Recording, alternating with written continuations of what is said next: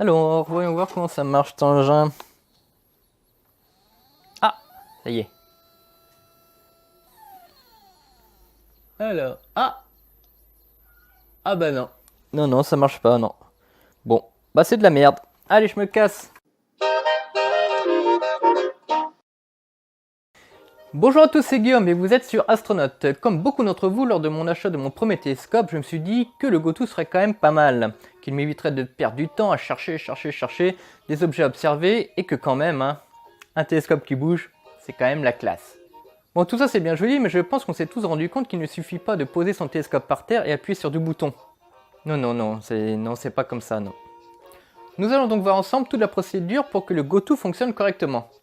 Mais déjà, qu'est-ce que le GoTo? Le GoTo est un petit système informatique incorporé dans une raquette de commande et relié à la monture et permet un pointage automatique des objets visibles dans le ciel au moment où vous l'utilisez. Il nécessite plusieurs réglages, entre autres une mise en station correcte, et là je ne parle pas de la calibration que nous allons réaliser plus tard avec la raquette, mais je parle bien de la mise en station. Et là, je vous renvoie vers ma vidéo qui se trouve ici. C'est très important qu'elle soit bien faite. Il vous faudra aussi votre position GPS du lieu de votre observation, l'heure et la date bien entendu, et réaliser une calibration après sur étoile qu'on verra un peu plus tard dans cette vidéo. Dans notre exemple, nous allons utiliser une raquette SynScan comme celle-ci et une monture NEQ6, mais c'est exactement la même chose pour les montures EQ8 et HEQ5. La première chose à faire est de mettre en station votre monture. Pour cela, placez-la correctement vers le nord, à niveau, et pour le reste, la manip, c'est la vidéo que je vous ai présentée un petit peu avant. Connectez ensuite votre monture ainsi que la raquette de commande. Le premier réglage demandé est votre position GPS. Je vous conseille de vous aider d'une application comme SynScan Init que j'ai présenté déjà dans une autre vidéo. Ou alors récupérer à l'avance donc la position GPS de votre lieu d'observation du soir par internet. Le second paramètre est le time zone par rapport au méridien de Greenwich. Si vous êtes en France, indiquez +1. N'oubliez pas que le time zone est indépendant de l'heure d'hiver ou l'heure d'été. Il restera donc toujours à +1 en France. Le paramètre qui suit est la date d'observation en mode US, c'est-à-dire en mode mois, jour et année. Faites-y très attention, c'est une erreur classique qui vous donnera des problèmes de pointage. Et bien entendu, la suite est l'heure que vous allez devoir indiquer en local, c'est-à-dire l'heure que vous trouverez sur votre montre. Dans ce menu, Daylight correspond en fait à l'heure d'été. Il vous demande tout simplement si vous êtes en heure d'été ou en heure d'hiver. Si vous êtes en heure d'hiver, indiquez No. Et si vous êtes en heure d'été, indiquez Yes, puis validez.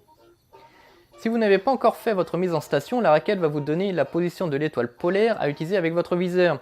Vous pouvez utiliser ce paramètre pour réaliser votre mise en station. C'est très pratique quand on n'a rien d'autre sous la main pour la faire. Après avoir appuyé une dernière fois sur Enter, la raquette va vous demander si vous voulez réaliser un alignement. L'alignement permet à la raquette de compenser les erreurs de mise en station et de définir sa position de départ pour les futurs pointages. C'est en fait la calibration que je parlais juste avant. Le principe consiste à pointer plusieurs étoiles et de les placer au centre de l'oculaire ou de l'imageur si vous faites de la photo, puis de valider lorsque cela est fait. Cette calibration sera d'autant plus efficace que vous utiliserez un nombre important d'étoiles. Je vous conseille donc un alignement sur 3 étoiles. Tout d'abord, placez votre télescope en direction de la polaire, qui correspond à la position de référence de votre raquette GoTo. Ensuite, lancez l'alignement sur la première étoile et attendez.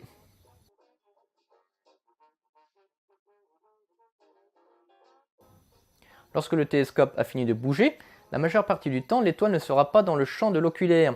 Pour ce premier pointage, rien ne vous empêche de desserrer donc les freins d'ascension droite et de déclinaison et de pointer l'étoile à la main grâce à votre chercheur. Venez ensuite peaufiner son centrage grâce à la raquette, puis valider. Il est cependant important de ne pas le faire pour les autres calibrations. Utilisez uniquement les flèches de la raquette. Vous pouvez changer tout de même la vitesse de déplacement pour aller un peu plus vite.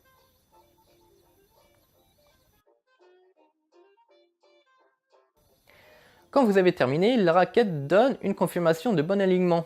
Vous êtes maintenant prêt à pointer un objet céleste. Vous trouverez un catalogue complet de milliers d'objets à observer. L'avantage de ce système, c'est qu'il peut vous dire si l'objet est observable ou non à l'heure actuelle. Il peut aussi vous proposer des objets remarquables à voir qui sont directement disponibles.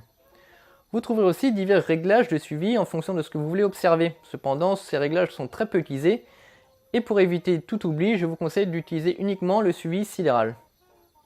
Alors maintenant que vous savez utiliser votre GoTo, je vous souhaite à toutes et tous de bonnes observations. À mon ciel, à bientôt et n'hésitez pas à vous abonner. Au revoir.